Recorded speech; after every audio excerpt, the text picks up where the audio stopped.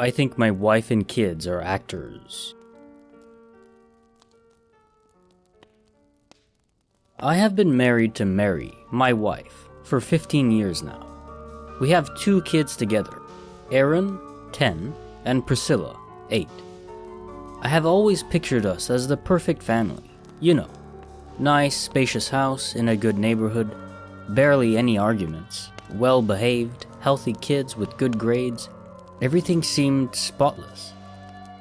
But lately, I have been noticing things that have made me question everything in my life. But let us start at the beginning. I have always been a workaholic. For the last 20 years, I have averaged 150 yearly commuter days. I spend more time in airports than I do with my own family. So it is only to be expected that things change when I suddenly find myself stuck in the house 24/7, right? That is exactly how I was trying to justify the weirdness.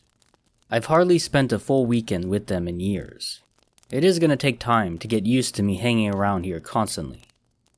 I suffered a pretty serious neck injury on the job a few months back, which kept me in a hospitalized state for a good 2 weeks. I am mostly fine now, but because of the nature of the fracture, I still have to wear a collar for stabilization. And there is at least a couple of months until I'm ready for work. So I spend my days just wandering the house, not quite knowing what to do with myself. My wife is a stay-at-home mom. She is the love of my life. We met at a company retreat 17 years ago, and we hit it off immediately. Soon we fell in love, got married, spawned the kids. You know the deal. She left the company when Aaron was born. I was making enough for the both of us, so I was happy to see her happy. But now, things are different. I have no idea if she's happy anymore. She always smiles, always laughs, but it feels so emotionless, forced even. And she sneaks out when she thinks I'm napping. At first I thought she was having an affair or something, but I'm not so sure anymore. My kids are just weird around me. Aaron won't look me in the eyes, and Priscilla seems to avoid me at all costs. I shrugged it off the first few weeks. Maybe they just need a little more time. But time didn't help. Time only made it worse. My wife keeps sending them to her parents every weekend. They love it there, she says. She allows them to sleep over at their friends' places too often as well, even on school nights. I've tried to set some boundaries, but my wife just ignores them. She knows them best, she says. Can't argue with that. At night, when she thinks I'm sleeping, my wife sneaks out of the bed and makes a phone call. Just one. She is away for maybe 30 minutes before returning to bed.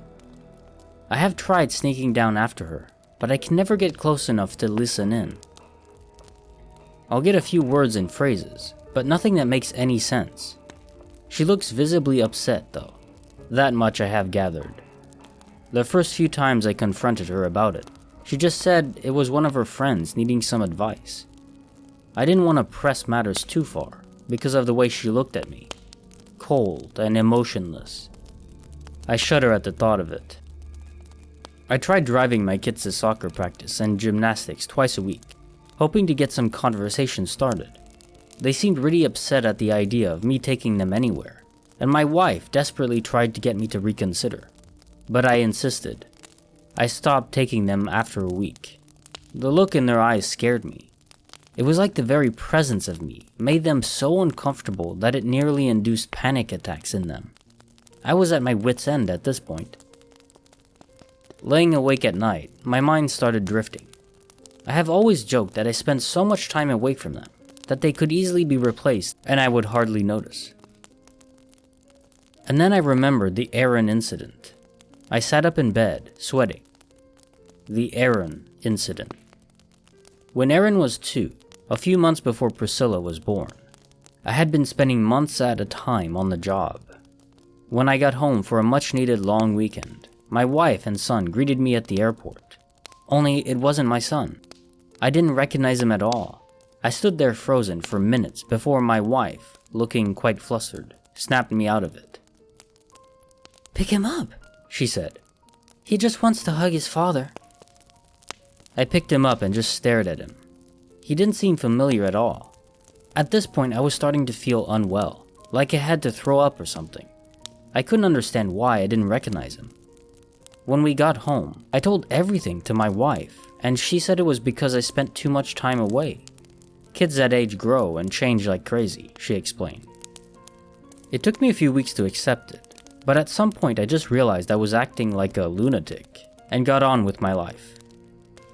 The thought of the Aaron incident sparked something in me. I started thinking back to other strange, seemingly explainable things that had happened. Like that I wasn't present when my wife gave birth to any of the kids, that I was never around much in the last trimester of her pregnancies, that I have never actually met any of her relatives, except for her parents, who've always been strange around me. I started feeling dizzy and nauseous, just thinking about it. Was the last 17 years of my life a lie? It seemed so impossible, but at the same time I couldn't shake the feeling that something was terribly wrong. The only thing I knew for certain was that I had to get to the bottom of this. Otherwise, I was afraid I was going to lose my mind. I started paying more attention to every little detail that went on in the house. Every conversation, every phone call, every movement. Any little detail that could explain what was going on. There was always something that never quite made sense. Just a tiny little thing that would catch my eye. How they always seemed to talk in perfect order, like they were reading from a script. Like how they always seemed to know who was coming up the driveway just moments before they actually did. Like it was some elaborate stage act. I was getting more paranoid by the minute, and I think they noticed something was wrong. That's when my wife sent me to therapy.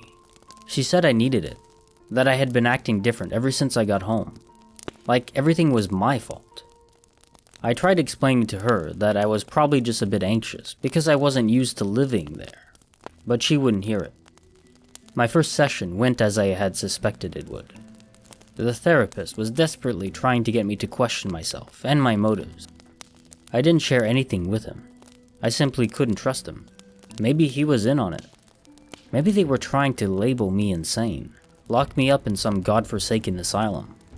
To what end? In any case, I couldn't afford to spill my suspicion just yet.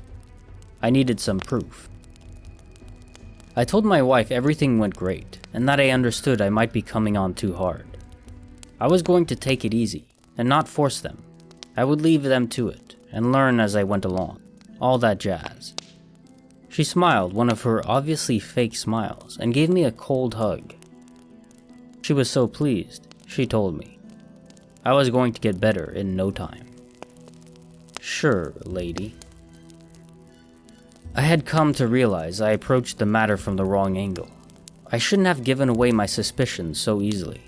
Instead, I should have followed the only trail they could not hide. The money. If they were indeed actors, they had to get paid, right? And there had to be some evidence of some transaction somewhere. Even if they got paid in cash, I could perhaps follow them and catch them in the act. Yes, this was a plan. I spent days without sleep going through bank records, receipts, the GPS of the car, without getting anywhere. Everything seemed just fine, nothing out of the ordinary. I was tearing my hair out in despair when fate suddenly intervened and they slipped up. Just a tiny mistake, mind you. They could easily have gotten away with it if I wasn't already in a state of complete awareness. One morning, my wife was getting the kids ready for school. Everything normal. Eating breakfast, packing their lunches, ushering them into the car. The old, we're gonna be late for school.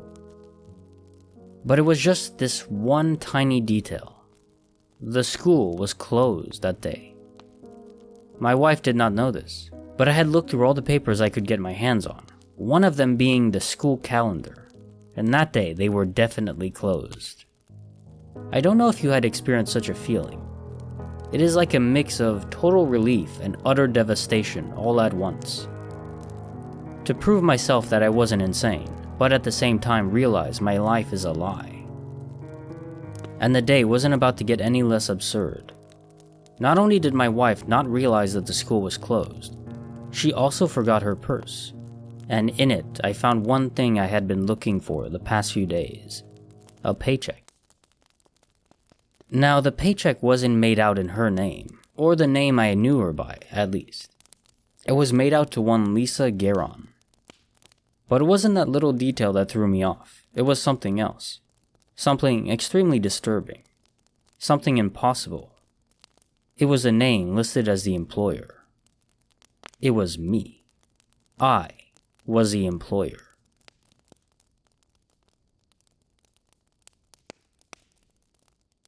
This is Kinetic Symphony. If you've enjoyed this narrated story, please subscribe and like the video to help me grow. Thank you.